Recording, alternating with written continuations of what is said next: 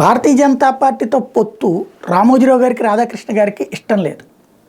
అయినా అవసరాల రీత్యా ఆయన పొత్తు పెట్టుకున్నారు. ఆ పొత్తు పెట్టుకున్నారు కాబట్టి చంద్రబాబుని తాము వ్యతిరేకించలేరు, ద్వేషించలేరు కాబట్టి దానికి అనుకూలంగా వార్తలు రాస్తూ చంద్రబాబు కరెక్టే చేశారని రాస్తూ భారతీయ జనతా పార్టీకి మాత్రం వ్యతిరేకంగా స్టోరీలు పుంకానుగా కథనాలు రాసుకొస్తూనే ఉన్నాయి ఈనాడు, ఆంధ్రజ్యోతి.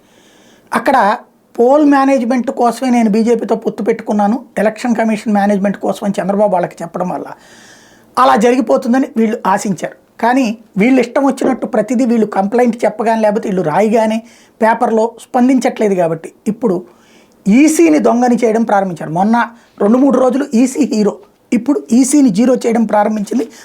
ఇదేమైనా బాగుందా, యథేచ్ఛగా వైసీపీ కోడ్ ఉల్లంఘనలు అంటూ రాష్ట్ర ఎన్నికల కోడ్ అమలు విషయంలో క్షేత్రస్థాయిలో ఎన్నికల సంఘం అధికారులు తీరును టీడీపీ సహా విపక్ష నాయకులు తప్పుపడుతున్నారు. కోడ్ పేరుతో ప్రతిపక్షాల వాహనాలు పదే తనిఖీ చేస్తూ వాళ్ళ రోజువారీ రాజకీయ కార్యకలాపాలకు మోకాలడ్డేలా అధికారులు పోలీసులు వ్యవహరిస్తున్నారు, మండిపడుతున్నారు.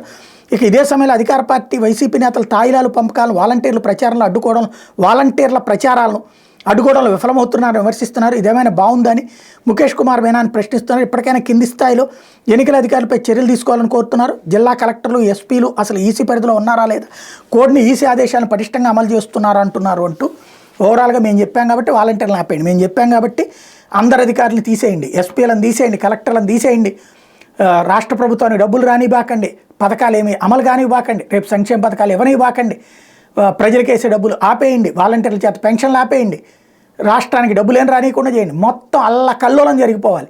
అలా చేయలేదా ఈసీ తప్పుడుది. ఇది ప్రస్తుతం బ్లాక్మెయిల్ అనాలా, అహంకారపూరిత జర్నలిజం అనాలా చూడాలి.